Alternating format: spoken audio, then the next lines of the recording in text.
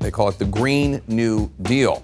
Bold new legislation known as the Green New Deal. Your colleagues are talking about a super expensive new Green Deal. There is some debate over how strongly the party should embrace this Green New Deal. Where does this Green New Deal head from here? The Green New Deal. For those on the left, it's our only chance to both rebalance the economy and save the planet.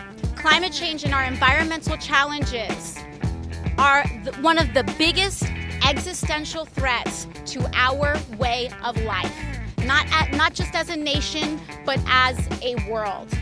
And in order for us to combat that threat, we must be as ambitious and innovative in our solution as possible.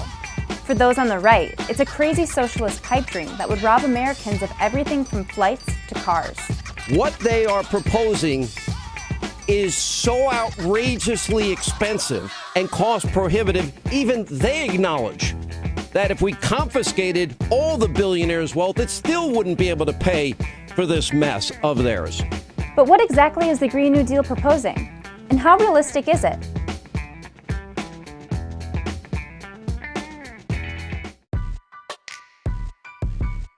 The Green New Deal takes its name from President Franklin D. Roosevelt's New Deal, a series of economic and social programs enacted in the 1930s that pulled the U.S. out of the Great Depression. In a similar fashion, the Green New Deal proposes a number of ideas to reshape the U.S. economy. With a 14-page resolution unveiled by Congresswoman Alexandria Ocasio-Cortez and Senator Ed Markey, focusing on clean energy jobs and infrastructure in order to tackle climate change. These include making the United States 100% powered by renewable energy, such as hydroelectric, wind, biomass, solar, and geothermal. Currently, renewables only account for 20% of U.S. energy production, lagging behind natural gas and coal.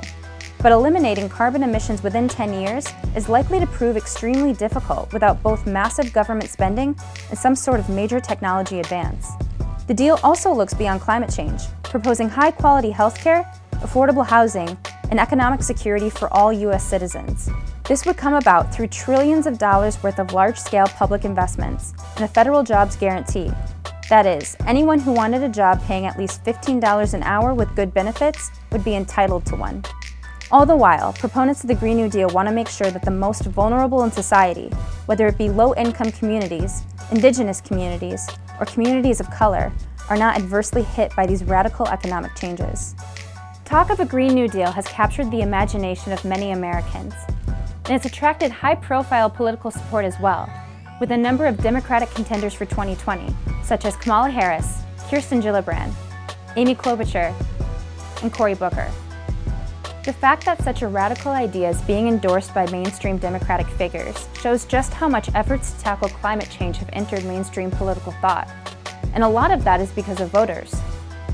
Recent polling shows 6 in 10 Americans are either alarmed or concerned about climate change. And there's a real economic incentive as well, with climate change set to do trillions of dollars of damage to infrastructure.